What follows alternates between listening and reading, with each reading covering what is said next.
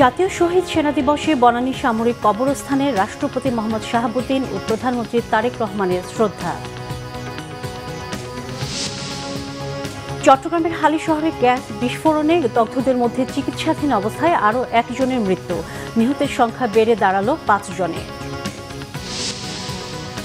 আমেরিকার স্বর্ণযুগ শুরু হয়েছে, মার্কিন জাতি ফিরে এসেছে আগের থেকে ধনী ও শক্তিশালী হয়ে, স্টেট অব দ্য ইউনিয়ন ভাষণে ট্রাম্প। দেখছেন ক্রাউন সিমেন্ট সংবাদ শিরোনাম, এবারে বিস্তারিত। জাতীয় শহীদ সেনা দিবসে রাজধানীর বনানী সামরিক কবরস্থানে পিলখানা হত্যাকাণ্ডে শহীদ সেনা সদস্যদের প্রতি শ্রদ্ধা জানিয়েছেন রাষ্ট্রপতি ও প্রধানমন্ত্রী। বুধবার সকাল 10টা 10 মিনিটে প্রথমে শ্রদ্ধা নিবেদন করেন রাষ্ট্রপতি মোহাম্মদ শাহাবুদ্দিন। শ্রদ্ধা নিবেদন শেষে কিছুক্ষণ নীরবতা পালন করেন রাষ্ট্রপতি।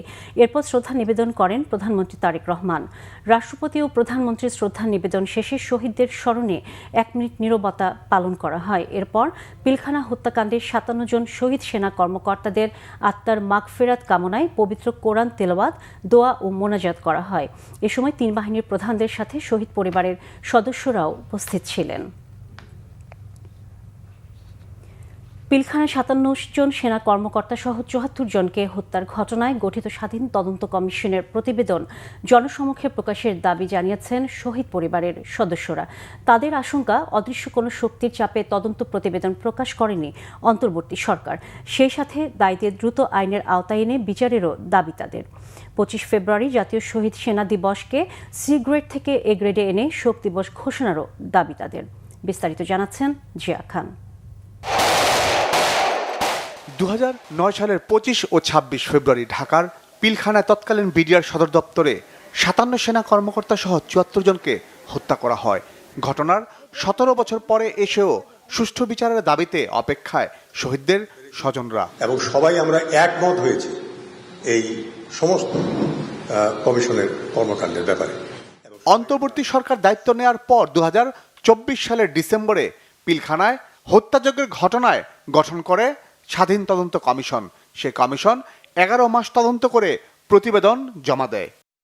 প্রতিবেদনে উঠে আসে হত্যার ঘটনার পেছনে শেখ হাসিনা ও আওয়ামী লীগ নেতাদের নাম, আর সমন্বয়কারী হিসেবে উঠে এসেছে ফজলিনুর তাপসের নাম।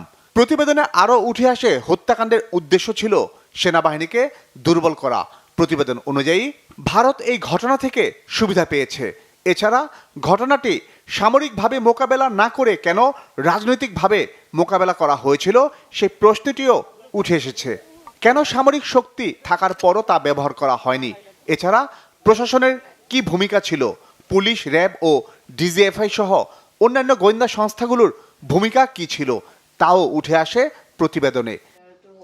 কিন্তু তারপরও আক্ষেপ রয়েছে শহীদ পরিবারের স্বজনদের। তা হলো, কেন প্রতিবেদন জমা দেওয়ার 2 মাস পার হলেও তা এখনো জনসম্মুখে প্রকাশ করা হলো না। আনফরচুনেটলি তাদের প্রেস কনফারেন্সের যে ডিটেলসগুলো শুধু ওগুলাই আমাদের কাছে আছে, কিন্তু এত যে ডিটেইলড একটা রিপোর্ট করা হয়, এই রিপোর্টটা আজ পর্যন্ত আমাদের হাতে আসা হয়নি। আসলে এই রিপোর্টটা তো করা হয়েছে বিচার করার জন্য, তাহলে আপনি বিচার করবেন, কিন্তু রিপোর্টটা তো প্রকাশ করা ছাড়া তো আপনি বিচার করতে পারবেন না। প্রতিবেদনে কি আছে তা জাতিকে না জানানোর পেছনে অদৃশ্য শক্তিরই অস্তিত্ব পায় শহীদ পরিবারের সদস্যরা। একটা দুটা তো না, বাংলাদেশে তো অন্যায় হত্যা হয়েই যাচ্ছে। তো সেই ক্ষেত্রে আমাদের মনে হয় যে সবসময় কোনো একটা শক্তি কাজ করে যারা জিতে যায় আর আমরা হেরে যাই। যারা এখনো সিস্টেমে কিছুটা ইন্টিগ্রেটেড অথবা সিস্টেমে যারা আছে তাদের সাথে রিলেটেড, তো এই নামগুলো যদি রিভিলড হয় একের পর এক তাদেরকেও চ্যালেঞ্জ করা হবে। জাতীয় শহীদ সেনা দিবসকে এ গ্রেডে উন্নীত করারও দাবি তাদের।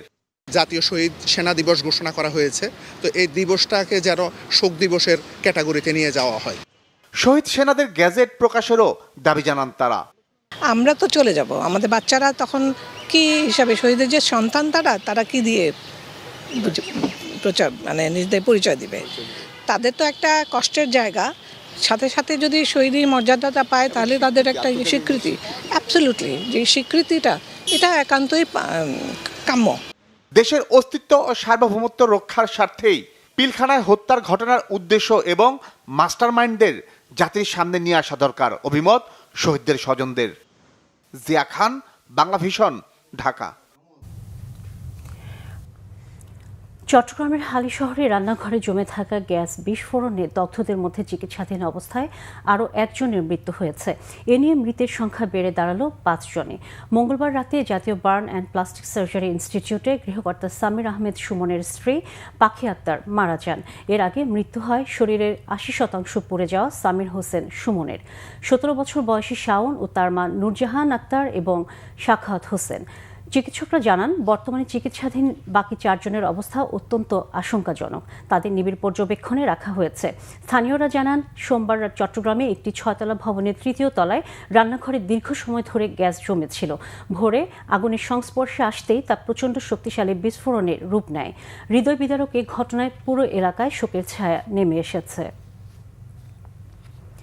গাজীপুর সিটি কর্পোরেশনের প্রশাসকের দায়িত্ব গ্রহণ করলেন মহানগর বিএনপির সভাপতি শওকত হোসেন সরকার এবং নারায়ণগঞ্জ সিটির দায়িত্ব নিয়েছেন মহানগর বিএনপির আহ্বায়ক অ্যাডভোকেট সাখাওয়াত হোসেন খান।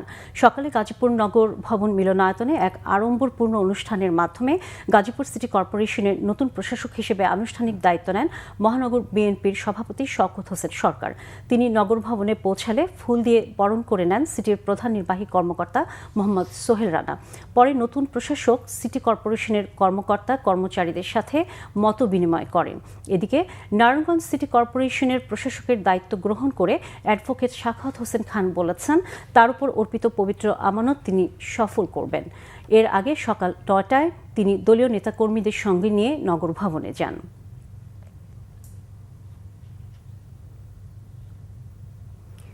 এবারে আন্তর্জাতিক প্রসঙ্গ। আমেরিকার স্বর্ণযুগ শুরু হয়েছে বলে দাবি করেছেন মার্কিন প্রেসিডেন্ট ডোনাল্ড ট্রাম্প। নিজের সাফল্যের তালিকা তুলে ধরে বলেছেন, মার্কিন জাতি ফিরে এসেছে আগের থেকে বড়, উন্নত, ধনী ও শক্তিশালী হয়ে। প্রথা অনুযায়ী মার্কিন কংগ্রেসের উচ্চকক্ষ সিনেট ও নিম্নকক্ষ প্রতিনিধি পরিষদের যৌথ অধিবেশনে প্রায় 1 ঘণ্টার স্টেট অব দ্য ইউনিয়ন ভাষণে গত 1 বছরের অর্জনে আলোকপাত করেন প্রেসিডেন্ট ট্রাম্প। দাবি করেছেন, এক যুগের সেরা পরিবর্তন উপহার দিয়েছেন জনগণকে। এই ভাষণে তিনি দাবি করেন, সীমান্ত এখন সুরক্ষিত, মনোবল ফিরে এসেছে, দ্রুত কমছে মুদ্রাস্ফীতি, জনগণের আয় বাড়ছে, অর্থনীতি আগের চেয়ে অনেক বেশি শক্তিশালী হয়েছে, আর শত্রুরা এখন ভয় পাচ্ছে যুক্তরাষ্ট্রকে। নিজের আরোপিত বৈশ্বিক শুল্কের উপর সুপ্রিম কোর্টের হস্তক্ষেপের জের টেনে আক্ষেপ জানিয়ে শিগগিরই বিকল্প কৌশল প্রয়োগের আভাস দিয়েছেন তিনি। ইরানকে বৈশ্বিক সন্ত্রাসবাদের অন্যতম পৃষ্ঠপোষক উল্লেখ করে ক্ষোভ ঝেড়েছেন ট্রাম্প। এবারে খেলার খবর। টি-20 বিশ্বকাপ। আইসিসি টি-20 বিশ্বকাপে শ্রীলঙ্কা নিউজিল্যান্ডের ডু অর ডাই ম্যাচ আজ। সেমিফাইনালের লড়াইয়ে টিকে থাকতে দুই দলেরই জয়ের কোনো বিকল্প নেই। কলম্বোর প্রেমাদাসা স্টেডিয়ামে বাংলাদেশ সময় সন্ধ্যা 7:30টায় মাঠে গড়াবে গ্রুপ 2 এর ম্যাচটি। সুপার 8-এর গ্রুপ 2 এর সমীকরণটা কঠিন করে দিয়েছে ইংল্যান্ড। টানা 2 ম্যাচ জিতে এরই মধ্যে সেমিফাইনালে উঠে গেছে থ্রি লায়ন্সরা। বাকি একটি জায়গার জন্য লড়ছে 3 দল, শ্রীলঙ্কা, নিউজিল্যান্ড ও পাকিস্তান। নিউজিল্যান্ডের বিপক্ষে আজকের ম্যাচে জয় পেলে গ্রুপের শেষ ম্যাচে হারাতে হবে পাকিস্তানকে। যে কোনো এক ম্যাচ হারলেই শেষ হয়ে যাবে লঙ্কানদের বিশ্বকাপ মিশন। কিউইদের জন্য অঙ্কটা জটিল করে দিয়েছে বৃষ্টি। বৈরী আবহাওয়ায় পাকিস্তান নিউজিল্যান্ডের ম্যাচটা বাদ হওয়ায় ঘটেছে যত বিপত্তি। শ্রীলঙ্কার বিপক্ষে এই ম্যাচে জয় পেলে তাদের শেষ 4-এ খেলার সম্ভাবনা আরও বাড়বে। শ্রীলঙ্কা ও ইংল্যান্ডকে হারাতে পারলে গ্রুপ সেরা হয়ে সেমিফাইনালে খেলবে কিউইরা। এই ছিল এখনকার মতো। পরের সংবাদ দুপুর 2টায়। এর আগে একটাই রয়েছে নিউজ টপ 10, দেখার আমন্ত্রণ রইল। এছাড়া বাংলা ভিশন সংবাদ ও সংবাদ সংশ্লিষ্ট অনুষ্ঠান দেখতে ভিজিট করুন www.bfnews24.com ও facebook.com/banglavisionnews এবং সাবস্ক্রাইব করুন youtube.com/banglavisionnews। এতক্ষণ সাথে থাকার জন্য ধন্যবাদ সবাইকে।